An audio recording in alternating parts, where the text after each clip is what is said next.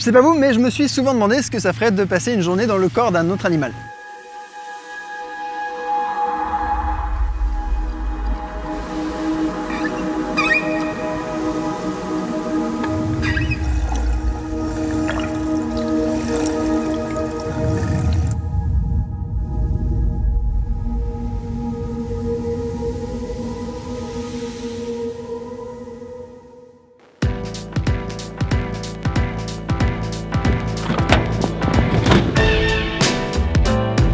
J'ai passé 2 mois cette année en colocation à Montpellier et mon coloc, coucou c'est lui, c'est Aurélien, a pour métier d'emmener les gens voir les baleines. Comme c'est un mec tout ce qu'il y a de plus soyeux, il m'a proposé de venir avec lui en excursion et c'est la bonne occasion de se poser la question comment est-ce que les animaux marins voient le monde.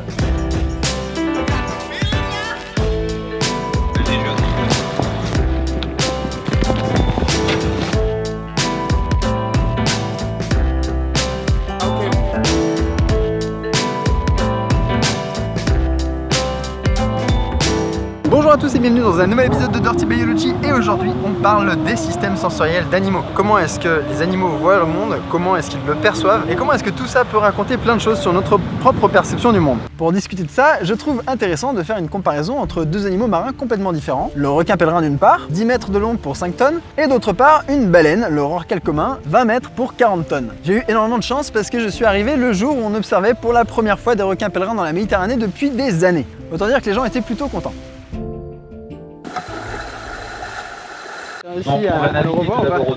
Non, pour l'instant il est descendu, il a plongé tranquillement si tu veux, il est descendu sous la surface et depuis on l'a pas revu.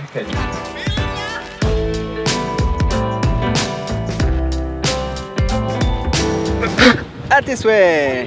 On a réussi à avoir un deuxième requin pèlerin et cette fois-ci on a pu faire des images.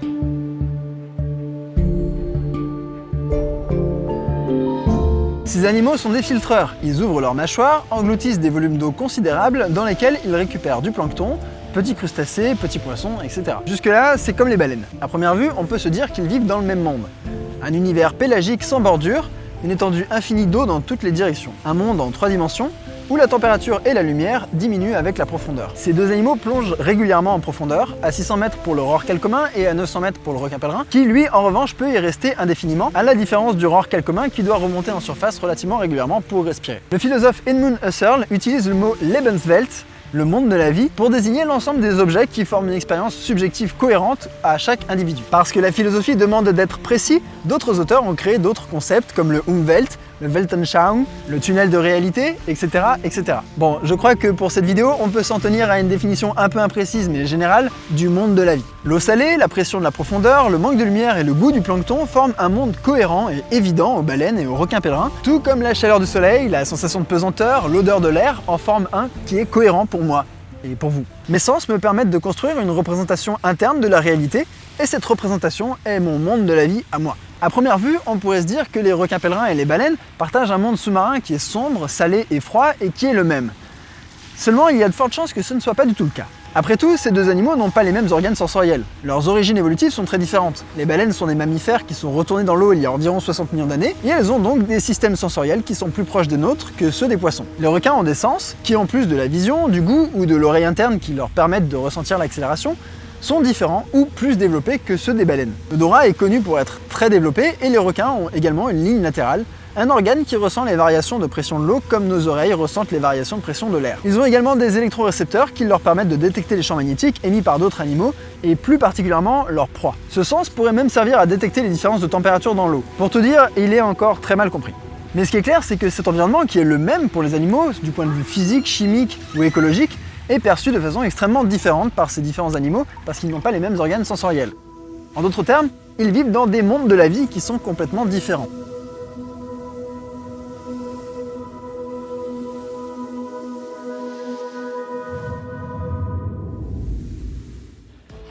Tous ces animaux différents sont donc autant de mondes que l'on peut explorer. La question qu'on peut donc se poser, c'est est-il possible d'explorer scientifiquement tous ces mondes? Est-ce que l'on peut ressentir ce que ça fait d'être un dauphin ou une baleine? C'est évidemment très difficile à dire. On peut bien sûr explorer la question à travers l'angle de la biosémiotique ou de la cognition animale ou végétale, mais est-ce que savoir est pour autant égal à expérimenter? Dans un très célèbre article intitulé « Quel effet cela fait-il d'être une chauve-souris ?», le philosophe Thomas Nagel propose l'idée selon laquelle nous ne saurons jamais vraiment ce que cela fait de vivre d'être une chauve-souris. Même avec toute la connaissance possible que nous pourrions récupérer sur la biologie des chauves-souris, nous ne saurons jamais ce que cela fait de faire de l'écholocation et d'entendre les volumes qui nous entourent. Et c'est la même chose pour les mammifères marins. Même si nous connaissons un jour toute la science possible sur l'écholocation ou sur les organes récepteurs à champ magnétique, nous ne saurons jamais ce que cela fait vraiment d'être un cétacé ou un requin. Tout simplement parce que nous ne partageons pas le même monde de la vie qu'eux. Cette idée est complexe et encore très débattue et nous y reviendrons dans un prochain épisode, mais je la trouvais très intéressante et je voulais la partager avec vous. Et c'est extrêmement tentant de ramener cette idée au niveau des humains qui, après tout, sont différents entre eux, au niveau des organes sensoriels et au niveau des vécus qui permettent d'interpréter les sensations que l'on reçoit. Et il y a de fortes chances que d'un humain à l'autre, le monde de la vie soit différent. Cependant, comme avec tous les autres animaux, il me semble que faire l'effort de bâtir un pont vers leur monde subjectif, d'essayer de le comprendre, ne peut clairement pas faire de mal.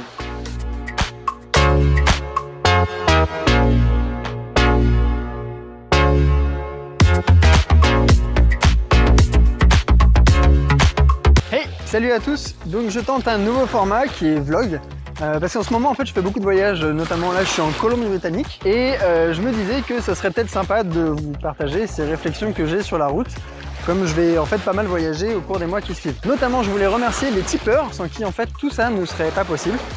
Et sans qui je ne pourrais tout simplement pas sortir de ma chambre et essayer des nouveaux formats comme ça. Et d'autre part, je voulais vous tenir au courant sur les projets qui arrivent. Donc là, il y en a un qui justifie ma présence au Canada, qui devrait arriver bientôt sur la chaîne. Un autre qui va être tourné en juillet à Madagascar. Et on est en train de travailler sur des vidéos assez ambitieuses, une avec le Louvre et une autre sur la drogue.